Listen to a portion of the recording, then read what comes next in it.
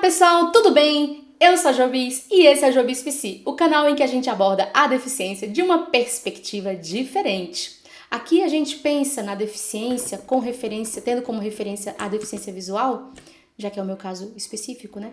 A gente pensa na deficiência de uma perspectiva existencial, de uma perspectiva emocional. E aí, no vídeo passado, a gente comentou sobre colegas nossos que falam que escutam muito dentro de casa a frase "pode deixar que eu faço pra você". Acho que a pessoa que enxerga, ela pensa assim, olha, isso pra você é muito mais difícil que pra mim, então que custa eu te ajudar? Sem falar que tem uma questão logística também. Às vezes é mais rápido a pessoa fazer, ou ela acha que é mais rápido de qualquer forma. E aí a gente ficou comentando que quando isso parte da família, não é uma ideia assim tão boa. Tem o risco de empobrecer o vínculo familiar, tem o risco de desencorajar a pessoa a desenvolver os seus potenciais e também tem o risco da gente se tornar, às vezes até adulto, sem saber coisas básicas do dia, da vida, da nossa aparência, enfim. Ou seja, a gente amplia as limitações da deficiência, em vez de ajudar a gente a ampliar os horizontes que a gente possui. Eu lembro, e aí a pergunta que se segue é, como é que a gente faz então para ensinar? Essa é uma pergunta que não tem uma resposta fácil e não tem uma resposta universal.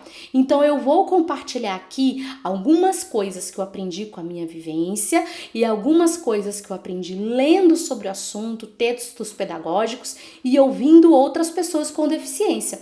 Então não existe uma resposta generalista, porque cada pessoa é única, cada pessoa tem a sua história, cada pessoa tem o seu jeito de aprender. Então, eu vou me usar como referência, não do que é perfeito, né? Mas para a gente ter um parâmetro. Para eu aprender, eu preciso me sentir à vontade, porque eu vou expor a minha deficiência de uma forma muito intensa. Para eu aprender, eu preciso sentir que a outra pessoa está tranquila. Se eu sentir que ela está tensa, ou eu vou tentar acalmá-la, ou eu vou me sentir julgada e o negócio não vai funcionar. Para eu aprender, eu preciso sentir que eu posso errar e você não vai surtar. Então eu posso sujar, eu posso fazer. E eu preciso que você entenda que eu não vou fazer as coisas do mesmo jeito que você faz, porque eu não enxergo. Então, é um equilíbrio sutil. Ao mesmo tempo que a gente tem que ter muita compreensão daquela pessoa que está ali, que ela é capaz, a gente precisa ter uma percepção muito clara de que ela tem uma deficiência que vai fazer com que ela faça as coisas de uma maneira diferente. Por exemplo, algumas atividades que eu vou fazer de artesanato, eu uso muito os dedos dos pés. Eu uso os dedos das mãos, eu uso os dedos dos pés. Eu acredito que pessoas que enxergam não façam isso. E eu já conversei com outras pessoas com deficiência e elas também usam os pés em algumas atividades de artesanato, que é uma coisa que a gente faz que facilita. Eu lembro que quando eu era muito pequena, minha mãe tentou me ensinar a fritar ovo. E aí eu derrubei o ovo da frigideira na hora de fritar. 2 vezes. Ela voltou o ovo para dentro da panela, eu derrubei. E da segunda vez ela falou, Jô, é oficial, você não vai conseguir fritar ovo. E aí depois a gente foi compreender que, na verdade, a frigideira de fritar ovo padrão é uma frigideira pequena. Então, quando eu vou fritar o ovo e virar, eu não consigo colocar a minha mão nessa frigideira e ver o limite dela, porque eu tô com a temperatura quente, entende? Então, imagina assim, ó. Eu peguei um caderno azul, e coloquei ele na vertical. Imagina que o ovo seja a minha mão. Aí eu vou virar o ovo, ele cai. Porque quando a minha mão anda assim, ó, não tem espaço para ela poder percorrer a superfície, né, inteira. Isso é o que acontece quando eu tinha uma frigideira menor. Se eu tiver uma frigideira maior, aqui, quando eu giro, ó, é como se caminhasse, ó. Eu tenho espaço. Então eu peguei o mesmo caderno, que é um caderninho A4, é tipo meia folha de ofício. Se ele fica na vertical, tá tampando meu rosto, deixa eu baixar aqui, pronto. Se ele ficar na vertical, eu não consigo virar, se a panela for pequena. Se for uma panela maior, quando eu viro, tem espaço para esse ovo andar. Então, são pequenos detalhes que a gente vai aprendendo a pensar. A gente precisa aprender a ensinar e também aprender a aprender. Muitas vezes a pessoa que está lá querendo ensinar pra gente, ela não tem muita experiência, mas ela pode ter boa vontade e ela vai aprender. Eu tive uma experiência muito massa com uma colega minha de facul, a Daniela Luz, e quando eu entrei na facul, ela ficou meio, ai meu Deus, como é que eu vou fazer? No 5º ano de faculdade, hoje eu falo pra você que ela é uma das melhores pessoas pra me ensinar qualquer coisa, porque ela aprendeu a ensinar, ela aprendeu a se colocar no lugar de uma pessoa que não vê, não pensando, ai meu Deus, o que eu vou fazer? Tá, e agora? O que a gente tem aqui na frente? Uma coisa também que me ajuda bastante é poder aprender com outra pessoa com deficiência, porque muitas pessoas sem deficiência, quando vão me ensinar as coisas, tipo, elas tiram da minha mão. Isso é muito chato. Então imagina que eu preciso de mais objetos simbólicos aqui, hein, gente? Vou ter que trazer. Ai, aqui não tem muitas coisas. Tá. Eu peguei um punção preto, anatômico padrão. Imagina que eu tô aqui explorando o punção pra fazer sei lá o quê. E aí a pessoa, ah não, você vai furar. E puxa da minha mão. Gente, é muito chato. Não façam isso. Não é legal. Então, tem que ter confiança, tem que ter paciência. Não paciência no sentido de que a pessoa vai demorar, mas paciência no sentido de humildade. Essa pessoa, ela vai encontrar um caminho que não é exatamente o que você encontraria. Coloca na tua cabeça uma coisa também muito importante. O tato, ele é circunscrito.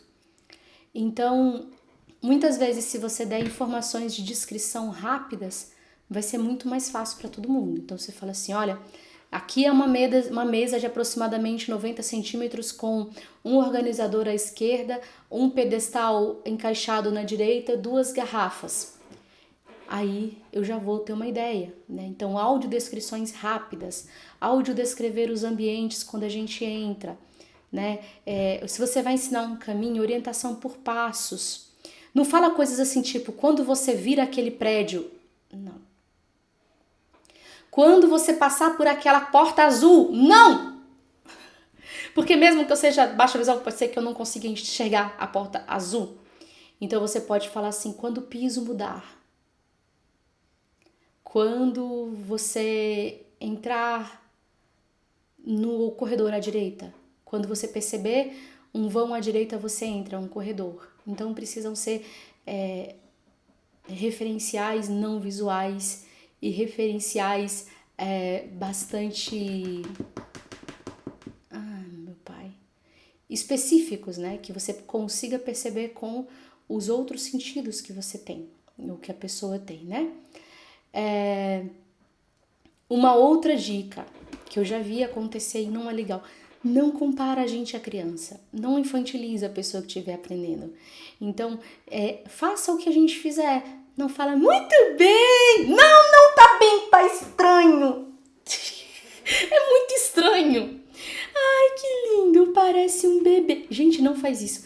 Eu lembro que uma época eu tava fazendo academia. E aí eu tava fazendo academia, a moça me posicionava nos aparelhos e boa, ela ia lá atender os outros alunos lá. Depois que acabava a série, ela voltava e me trocava de aparelho. Às vezes nem ela voltava, pedia pra outra pessoa me trocar. E ela falou assim, ai, é tão gratificante ensinar você.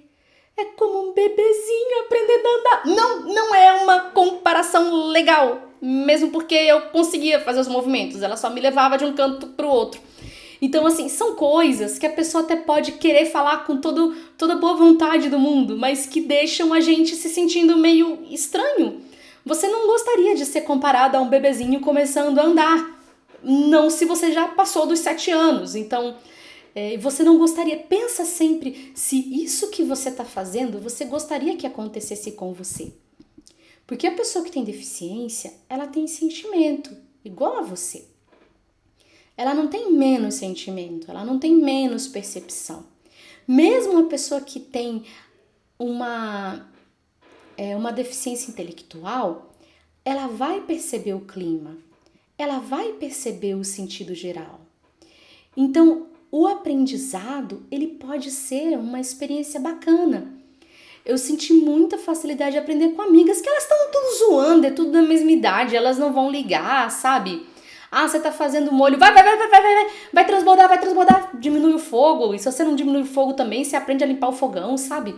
Então, assim, é fazer disso uma coisa leve, fazer disso uma coisa natural, porque quando você vai aprender uma coisa, para você é natural, você observa e copia. A gente não vai poder observar e copiar, a gente vai ter que experimentar. A gente vai ter que tocar, vai ter que encostar a mão, vai ter que explorar do nosso jeito. Mas isso é uma coisa que pode ser natural, entende? Então, o aprendizado de uma pessoa com deficiência precisa ser natural. Eu confesso para vocês... Ai, desculpa, meu nariz tá chato hoje. Eu confesso a vocês que eu ensino meus amigos a me ensinar.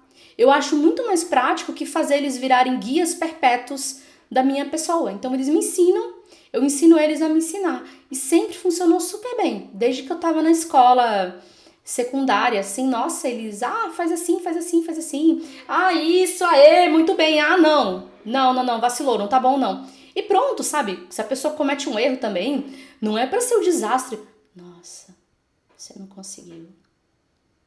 Mas eu ainda confio em você. Ou então, nossa, você não conseguiu, foi péssimo. Melhor a gente não fazer, né? Mas não se preocupa, tá? Você ainda é uma pessoa... Não faz isso! Sabe? Conseguir, não conseguir, o processo tem que ser interessante, porque mesmo quem enxerga, muitas coisas não aprende de primeira.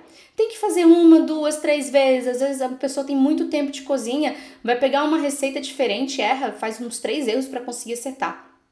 Então, esse processo de errar, de acertar, precisa ser naturalizado, sabe? Então, não é uma coisa horrível uma pessoa cega tentar fazer uma coisa e não conseguir. Porque quando você que enxerga tenta fazer uma coisa e não consegue, você só tenta de novo. E aí a gente tenta de outro jeito, não tem problema. Então, vamos desmistificar a realidade da deficiência.